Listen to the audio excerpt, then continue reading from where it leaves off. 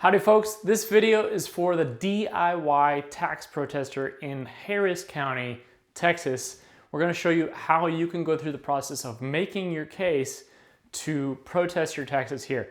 There are a lot of different companies that will work on a commission basis to do this, so if you want to hit the easy button, I'm certain you can find a company like that to help you. But if you're curious on how to make your case, how to do this, if you follow these steps, in about an hour or so, you'll have a really solid case, be able to iFile them in minutes, and sit back while you reduce your tax bill by maybe hundreds, if not thousands of dollars. So we're gonna dive into what we're gonna cover here today.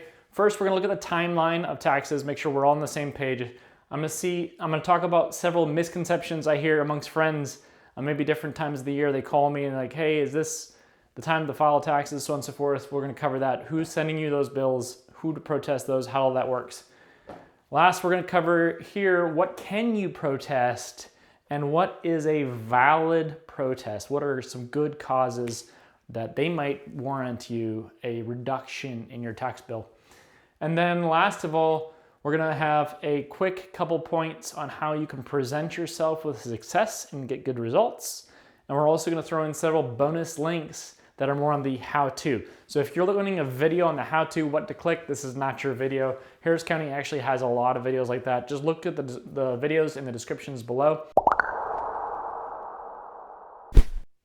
All right, so let's dive in. Into your timeline, we'll start off in April. In April, you should receive what's called an appraised value of your home.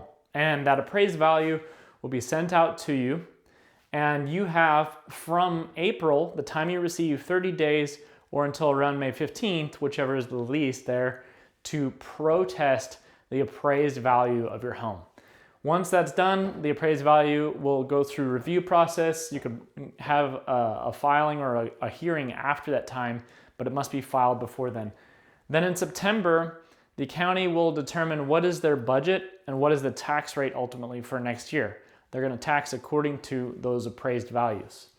Then come October, those bills actually start going out. And this is where we see several tax bills come out. We'll talk about that in just a second.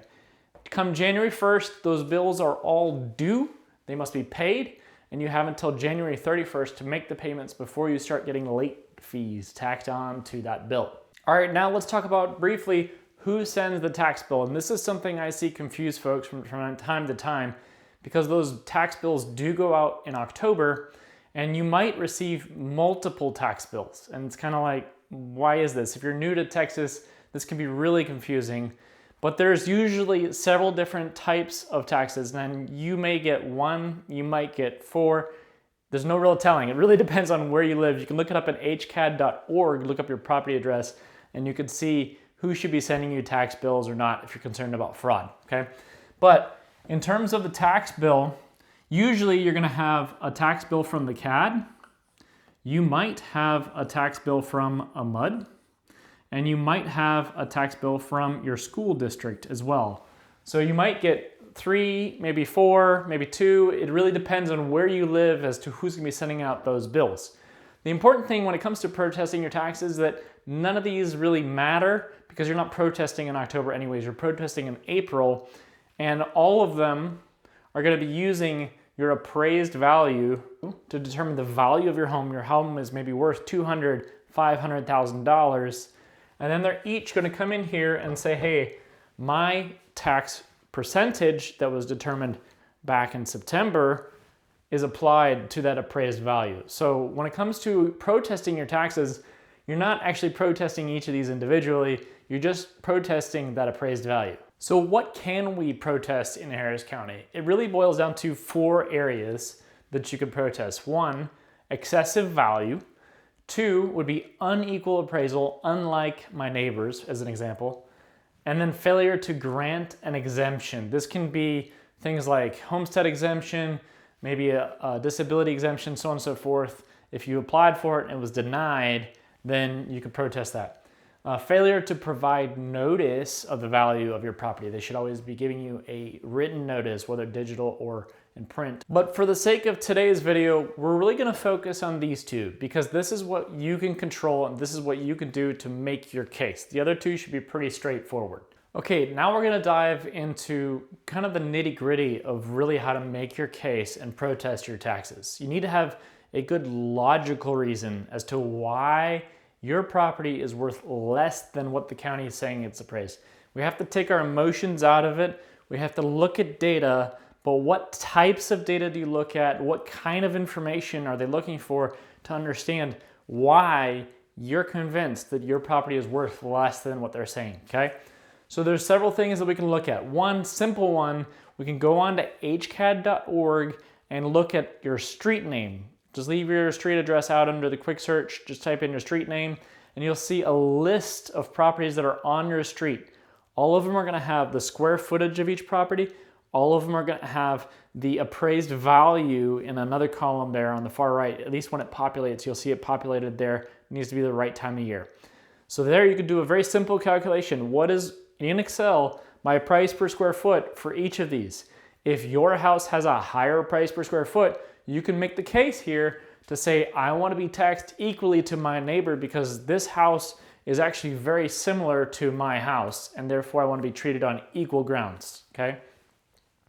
Another thing we need to look at is obsolescence, right? So these are maybe things that the county may not know about your specific property. So of course they have licensed appraisers helping them with these valuations, these appraised values of the home, but they didn't do the same due diligence they did when you bought it. And they don't have the visibility inside or into what your neighbors, areas and all that kind of stuff are like you do. So there's three types of obsolescence that we can look into. First is functional. When we talk about functional obsolescence, these are things, for example, let's just say I live in a house that was built in the 1970s. It has a lower roof, and then down the street I have one built in the 1980s. They have these tall vaulted ceilings, maybe more open concepts, not walled in. Maybe they don't have old siding on the side. They have updated bricks, so on and so forth. These are things that they're probably not going to look at on a nitty-gritty level to millions of homes in Houston all at the same time. We have to make sure that they're applying apple-to-apple comparison to these homes, right?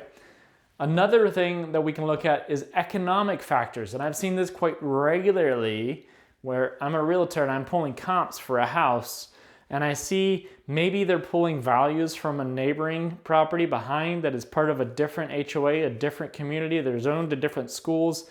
They have maybe nice lakes, so on and so forth, that yours doesn't. And so they need to make sure that they're not just pulling averages within a half mile or a mile radius. They're actually looking at your neighborhood and understanding the value drivers behind that neighborhood that generate the value to your home, right? So these are economic factors that would impact the valuation of that home.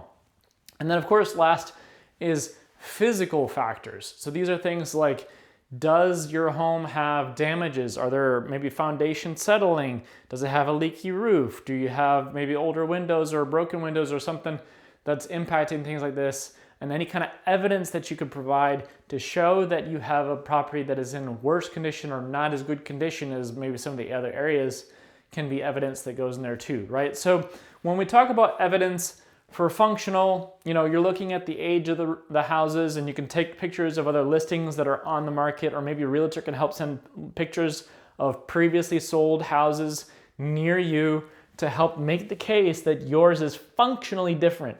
A realtor can also be extremely valuable on the economic side to give you a report saying, hey, this is the valuation of your property based on these factors, based on this neighborhood, so on and so forth. These are the like homes to your home.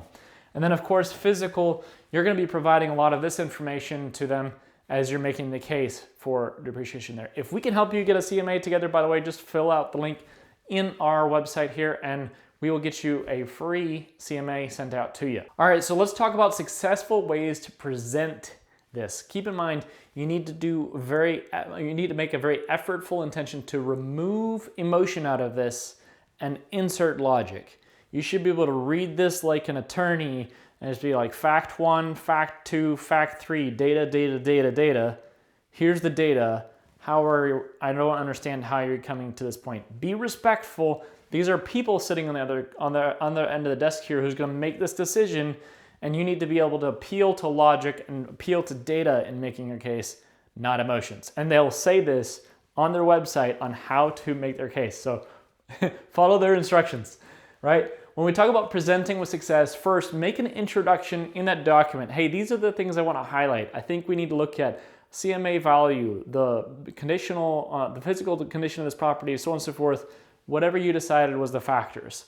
Then state your evidence. This is why, each section, bullet points, so on and so forth. And this is what I'm seeing. Last of all, summarize that you don't agree with the value and have an explicitly clear ask of what you believe your property is worth. That helps to stake your position and say, I want this, not just a discount. Have a specific number in mind and know your topic, okay?